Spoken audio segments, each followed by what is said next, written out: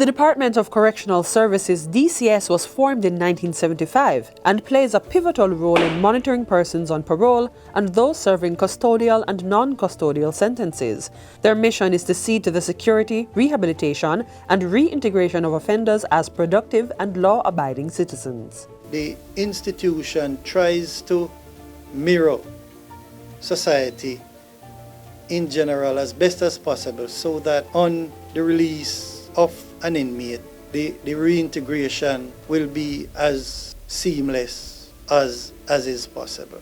Our first interaction with inmates are when the courts send them to us. In general, the courts send 3 different categories of inmates: convicted, awaiting trial, and those that have been convicted and have appealed their sentences. In regards to the convicted persons, we hold inmates start ranging from 30 days to multiple life sentences. When they are admitted, first thing we categorize them in those 3 categories. Then we go to security, whether they are of a high security, which if they escape would pose a danger to the society and to the public in general. Then we have just regular inmates who cannot be held in low security but has to stay in one of the maximums. We also have inmates who can be classified and sent to the medium securities, which are the farm institutions, Tamarind Farm and Richmond Farm. They concentrate on farming, but they still do other rehab activities. Meanwhile, female inmates are held at the South Camp Adult Correctional Facility, where they serve the same range of sentences in the 3 categories. Females who will soon give birth are also held at that facility and have a nursery available to them. After 6 months, a report is done on a family member or a friend who could be a guardian of that child, and if the report come back as those people being suitable guardians, the child is handed over to them. If there is no suitable guardian, the child will be placed in a children's home, and at the release of the mother, they can be reunited. If the mother is to be released in a short period, say up to when the child is 1 year old, the child will be allowed to stay with the mother. Rehabilitation in our care is under the arms of many branches, which would comprise the probation arm, the chaplaincy, the rehab industry, and the rehab branch. Within the rehabilitation branch, we have teachers at all levels. It's mandatory for the children to go to school and to be in vocational areas, as well as to be exposed to sports and chaplaincy.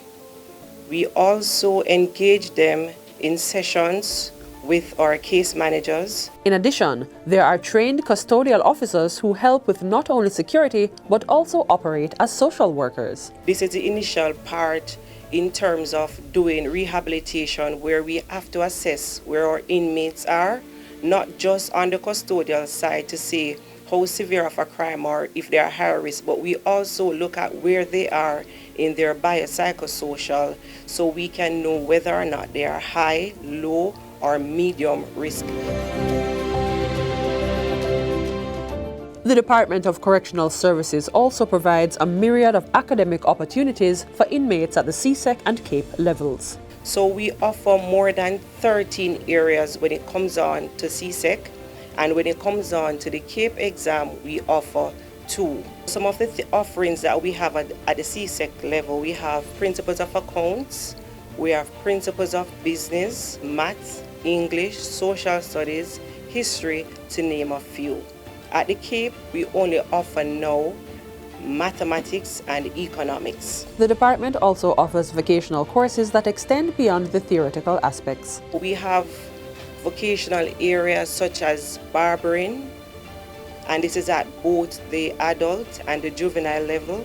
We also have welding, we have projects where we do masonry, plumbing, painting, and of course, most of our maintenance are done not just by officers within the institution, but inmates as well.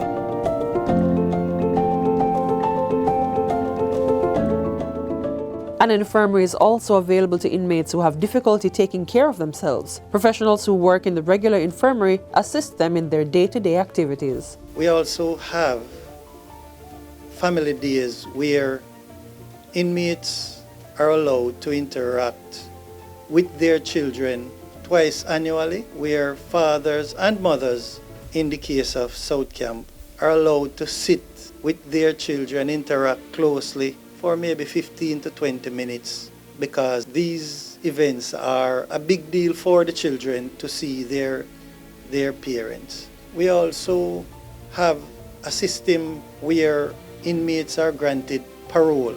There are a number of reports that goes into the parole. We have the report from the institution, which is done by the superintendent. There is the police report, and there is the community report. All of those are viewed by the parole board, and then a decision is made whether or not that person will be granted parole.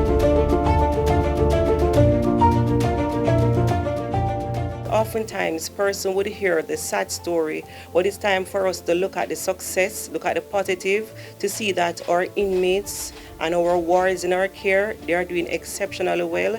They want to make a change, and we're asking that society will also buy into that to allow them to have a smooth reintegration. Oftentimes, there is a stigma attached, but we ask that persons will give them that sense of hope to say anybody can change. The fact that they are making strides within, we hope that society can forgive and to have an open arm so they can execute that which we have taught them, that which they have engaged themselves in. We hope that society can help as well, that we can meet that vision for 2030.